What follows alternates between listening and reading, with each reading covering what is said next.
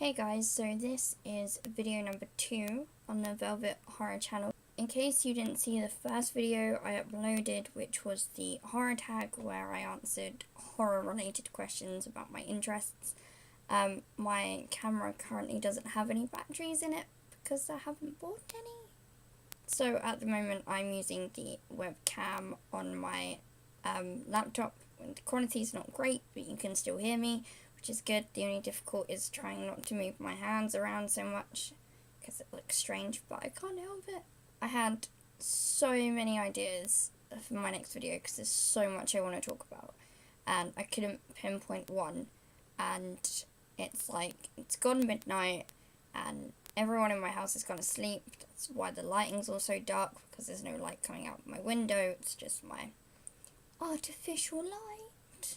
And I thought, what better to do after midnight than one of my favourite genres, which is vampire movies. I guess you could say this is kind of a top 10 list with honourable mentions of me just trying not to talk for 10 minutes about each of these films, because a lot of these films are like in my ultimate favourite list of films of all time because I was brought up with them and I've already started rambling, so I'm gonna get started. The first mention has to go to a vampire film I saw when I was very young. My mum brought it for me on DVD, said that she saw it, and because I like 80s films, give it a try. And it was the first time I'd ever pulled an all-nighter because I literally watched it on repeat. I think I watched it something stupid like 17 times in a row, and then like when I wasn't watching it all the way through, I was just rewinding my favourite bits because I have a tendency to do that. And that is the 1987 film The Lost Boys, which most of you will know.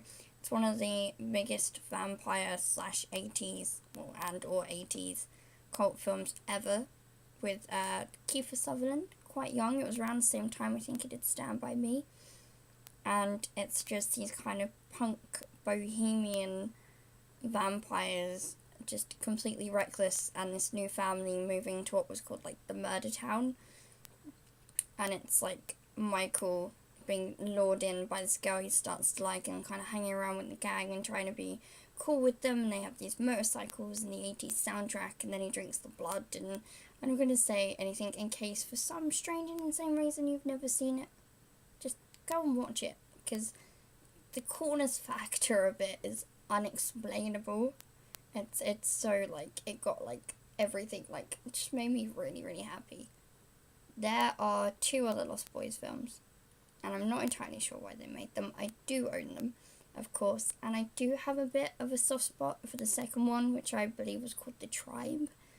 It's terrible in comparison, but it had Kiefer Sutherland's younger brother Angus in it, and I think I had a bit of a crush on him. But the third one, it's like, so I don't go on for ages, I'm kind of putting 2 in 1, but that is the 94 Interview with a Vampire and the 2002 Queen of the Damned. Now they're both books by Anne Rice, both have the character of Lestat, both very different films. Very different. Like with Interview with a Vampire, it was stylish and it was classy and it was beautiful, and you know, it was like a period drama and you were going back and it was just like kind of royal in a sense. And then you had Queen of the Damned, which was Lestat not wanting to hide in the shadows anymore, so became a rock star in a goth band. So it was 2 very different. It kind of, I think, fit the time when they came out as well. Interview with a Vampire, film-wise, tops Queen of the Damned for me, but sentimentally, Queen of the Damned tops Interview, because it's like, Queen of the Damned was one of the films that like introduced me to like that deepness and to Anne Rice and to this whole different other vampiric world than the other ones I'd seen, and you know, it made Lost Boys look a little bit less serious because the soundtrack wasn't like pumpy or anything. It was like, it was sexy and it was dark and it was gothic, and I loved it. If you enjoy Anne Rice, or if you enjoyed Interview with a Vampire, you might enjoy Queen of the Damned. Like I said, it's very different.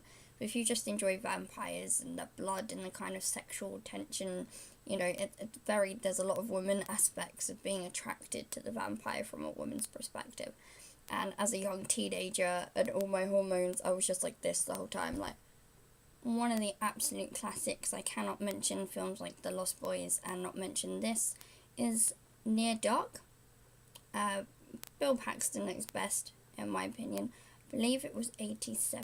It's one of my prized possessions in my horror collectibles because I have the cardboard box and it's all shiny and it's got 2 discs, and it was just so kind of badass, and it was like different, and it was, you know, you were watching these vampires and you were watching this guy change and not want to drink blood and generally being scared, so you were kind of from the kind of more, it's like more vulnerable. Like in certain vampire films you watch and you're watching all these vampires kill other people, you're watching the vampire slayers kill the vampires and you feel powerful, whereas this you kind of, you know, you feel sad and again vulnerable, but there was such a cool darkness to this, and it wasn't like a cliche gothic darkness, it was just generally dark and gritty, and even though it was a vampire film there was a lot of like realism in it. Obviously the bar scene when Bill Paxton slits the bartender's throat with his cowboy boot is a classic scene in vampire films. Just a wave of emotion. Another vampire film is the 1998 Vampires by John Carpenter. This was one of the first vampire films I ever saw. It was one of the first John Carpenter films I ever saw, who is a genius. It was also the first James Woods film that I saw, and it's just a lot of fun.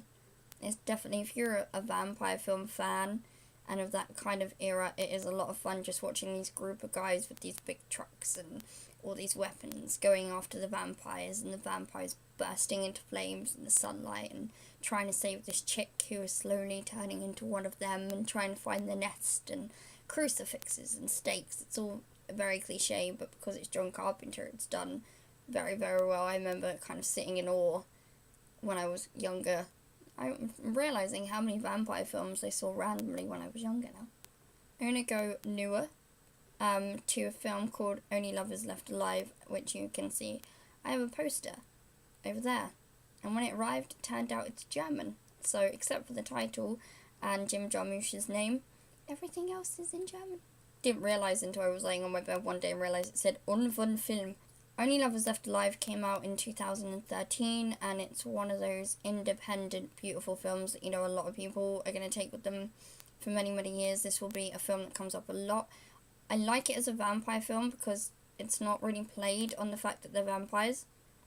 Like, that's just something about them. Like, it's more about Tom Hiddleston and Tilda Swinton's relationship and the way Tom Hiddleston's depressed with the world, and Tilda Swinton kind of sees beauty in everything and the way she loves him. And it's a very difficult film to describe. I feel like the best way to describe this film is just to tell you to go and see it, because you haven't really seen anything this original vampirically for a while, and it's a beautiful love story, and you have some scenes have John Hurt in it, who is fantastic. Tilda is my favourite actress. It's just a really beautiful, one-of-a-kind film. 2009, Daybreakers. I love Daybreakers. I'm a big Ethan Hawke fan, and obviously it's got a great cast like Sam Neill, and it was such a cool concept. Like, the whole idea that everyone was vampires pretty much, and the human race was running out, and if the human race became extinct, then they wouldn't be able to feed, they'd have to die, and it was really strange seeing it from a full formed vampire's perspective when he doesn't want to be a vampire. Like, he wants to be human. It's got like a very dystopian film to it. Like, there's a lot of futuristic stuff, but I love their take, the fact that the vampires had these really yellowish eyes, and if you weren't drinking blood and you were starving, you slowly mutated into kind of weird vampiric human bat things that could break into your house, and it's powerful and it's action-packed and it's very, very, very bloody. And I think when I saw it in the cinema back in 2000 and back in 2009, oh god, I saw it 7 years ago, I think I actually cried. But I cry at films a lot, so don't take that as some kind of judgment. That is not a review. I'm just emotional.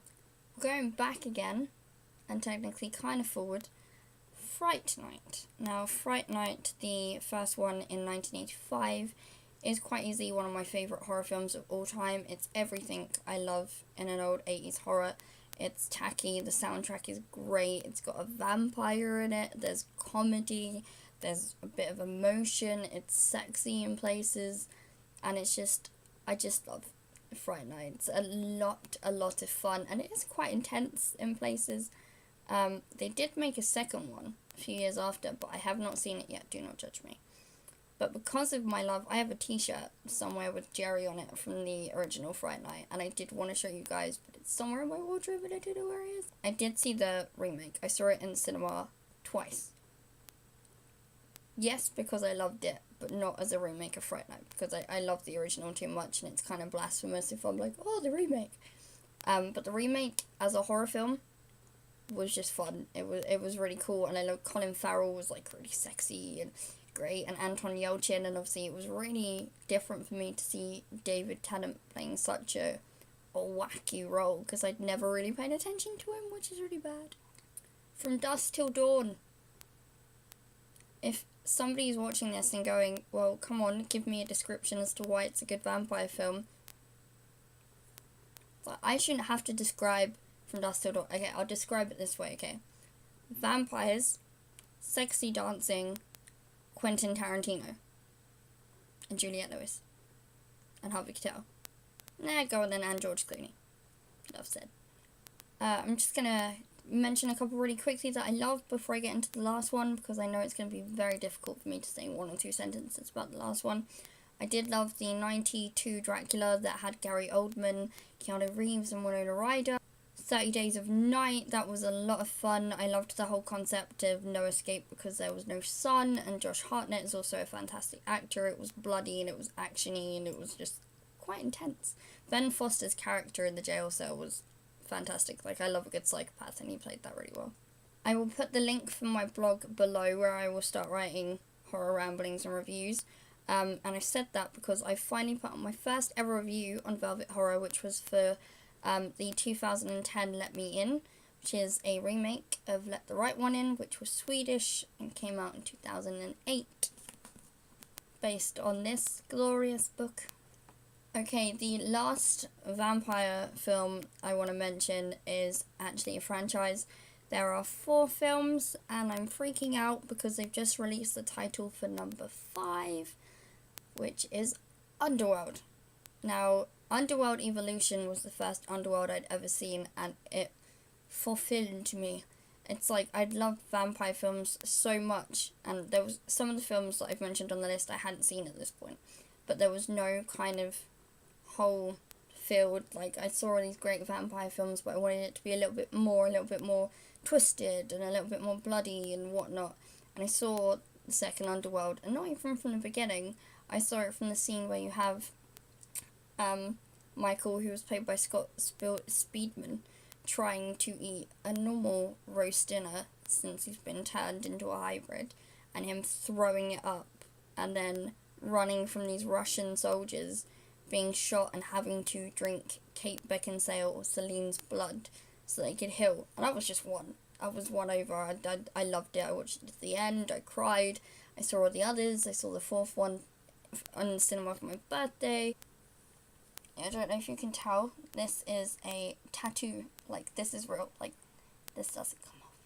If you're a film fan or a social media addict, I suppose, you will have seen that they have finally released the title for the final installment. There's only going to be one more. But I was really happy because when there was rumours about a new one coming out, there was rumours that Kate Beckinsale wasn't going to play Celine, and that would have broken my heart. But she is. They filmed for, I think, 10 weeks in Prague, and it's called Blood Wars.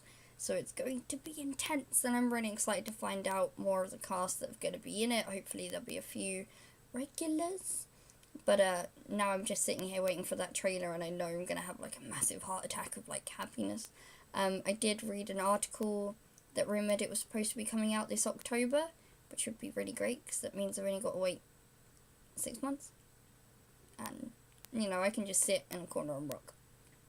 So yeah, I have sufficiently rambled on about great vampire films. Most of them you should go check out, or all of them. I'll hopefully be putting up more videos so I get into the kind of ritual. I think unfortunately it will be on my laptop for a while, but there's nothing I could do about that. to our batteries. My hands kind of look like fish.